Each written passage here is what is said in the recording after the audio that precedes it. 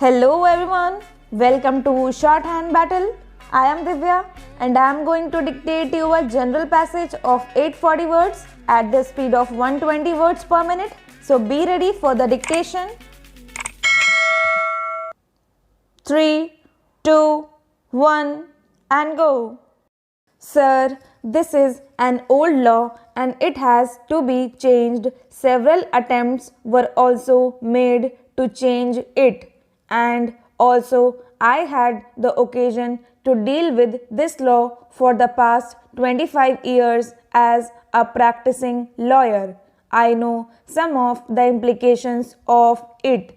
I would like to urge the minister that in fact the provisions regarding permits by which the present attempt also made to amend the law may have very drastic consequences, and also it may go against the laid down by various important decisions of the Supreme Court.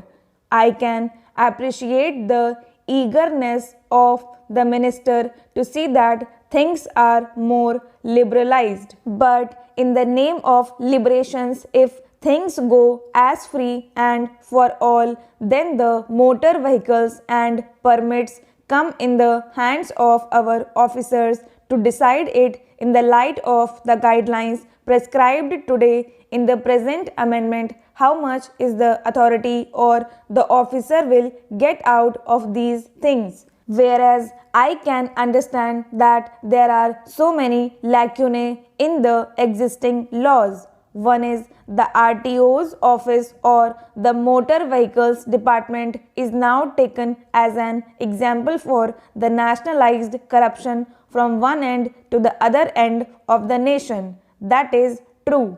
Every public man is very much concerned about it. But in spite of that, corruption is there very much. I do remember in my state people staged a walk out saying that this is a right of the people. 10. Give bribe to the officers and concerned people. It came as a Naxalite movement in my state, making people aware of how much corruption is taking place. It is true that corruption has to be avoided, but for that purpose, if you are leaving these things entirely at the responsibility of the regional transport officer or the authorities taking away quasi-judicial power by giving certain things in the hands of them in the nature of guideline, then how much it will affect is the question which we have to go into. Also, in that respect, I would like to point out one thing. A person can get a permit if he has got a vehicle. Now, under section 47, clause 1 of the present act, which says that it is of paramount importance if that is of public interest.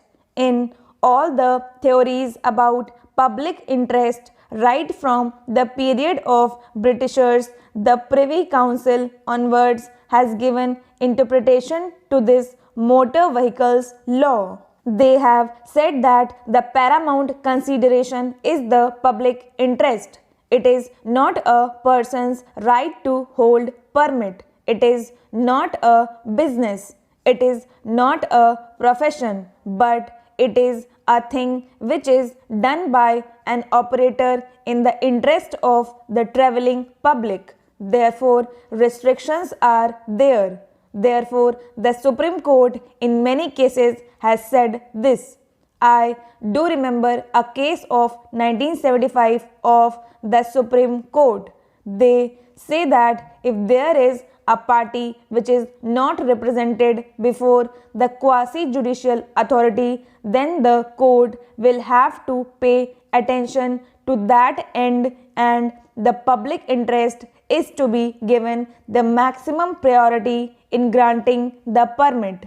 In the present bill, instead of section 47 to 58 of the existing law by which the permits are issued, new sections 69 to 78 in Chapter 4 are provided. Here, certain guidelines are given that the government will give certain administrative guidelines and the authorities concerned will decide on that.